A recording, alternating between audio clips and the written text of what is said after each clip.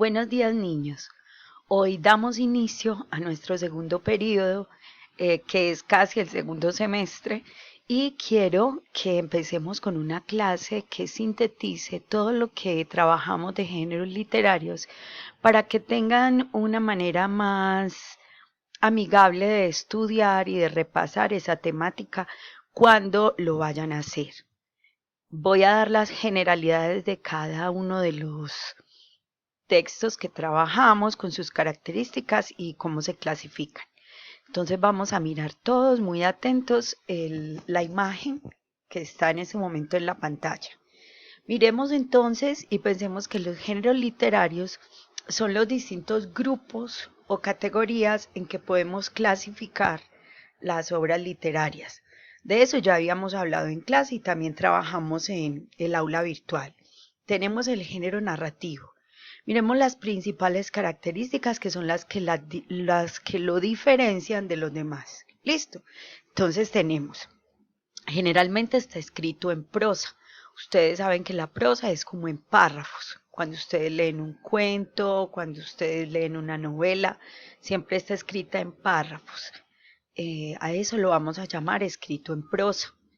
Tiene varios elementos constitutivos, o sea, siempre un texto narrativo va a tener personajes, tiempo, espacio, un argumento y también va a tener un narrador, que lo estuvimos trabajando y puede ser en primera persona o en tercera persona, hay más, pero esos fueron los que nosotros trabajamos en clase. También tiene una estructura, esa estructura siempre consta de 3 partes. Entonces vamos a encontrar el inicio, el nudo y el desenlace, siempre en los textos narrativos. En sus orígenes, algunos textos como el mito y la leyenda, que pertenecen a este género, son de tradición oral.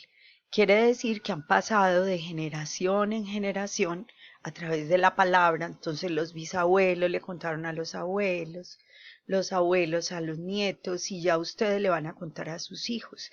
Esa es una manera de dar continuidad a la literatura a través de la tradición oral. Miremos también que generalmente, bueno, ya lo habíamos dicho y está escrito en prosa. ¿Cuáles textos son textos narrativos? Vimos algunos: mitos, leyendas, cuentos, fábula, biografía, autobiografía, novela, anécdota, crónica, diario, etcétera. No olviden cuando vayan a estudiar para una evaluación o cuando quieran repasar que vimos las diferencias entre mito y leyenda, las diferencias entre cuento y fábula, la diferencia entre biografía y autobiografía, para que no la omitan, sino que estudien esas diferencias y también las clases de cuentos que trabajamos el policíaco, el fantástico, el de terror. Entonces sería complementar esta información que les está brindando este mapa conceptual.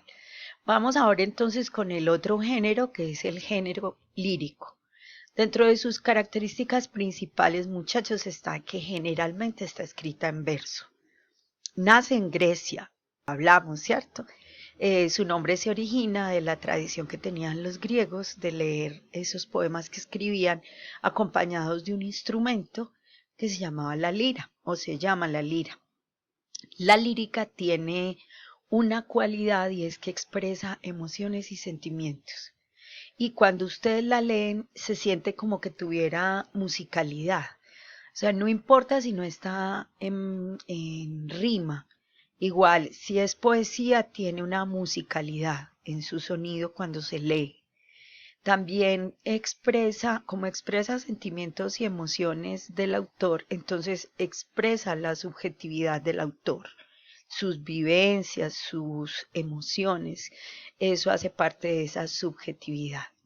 Y también es importante que sepan que aunque no se escribe en rima, hay 2 clases de rima, que son la consonante y la asonante.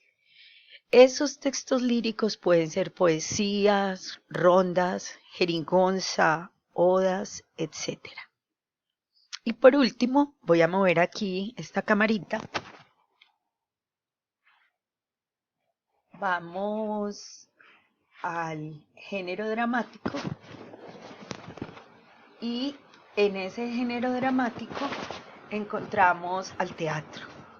El teatro como arte dramático nace en Grecia y se hacía dentro de las celebraciones para el principio y el final de las cosechas. Entonces ellos se reunían y en honor al dios Dionisio, que también se conoce como Baco, que es el dios de la fecundidad, la vendimia y los excesos, se reunían, tomaban vino y hacían obras teatrales. Este género literario se escribe en guiones, ya lo habíamos visto, entonces son las rayitas con los diálogos, lo que va diciendo cada personaje. Y además tiene una característica y es que entre paréntesis van las acotaciones. Las acotaciones son esas cosas que el actor debe hacer, pero no tiene que decir. Entonces, por ejemplo, entre paréntesis dice, hola mamá. No, perdón, el guión dice, hola mamá, y entre paréntesis dice, entra caminando lentamente. Esa acotación yo no la voy a leer, sino que digo, hola mamá, pero ejecuto la acción, entro caminando lentamente, ¿cierto? Entonces, las acotaciones hacen parte de los guiones y les recuerdo que son las acciones que acompañan ese diálogo que no se dicen, pero se actúan.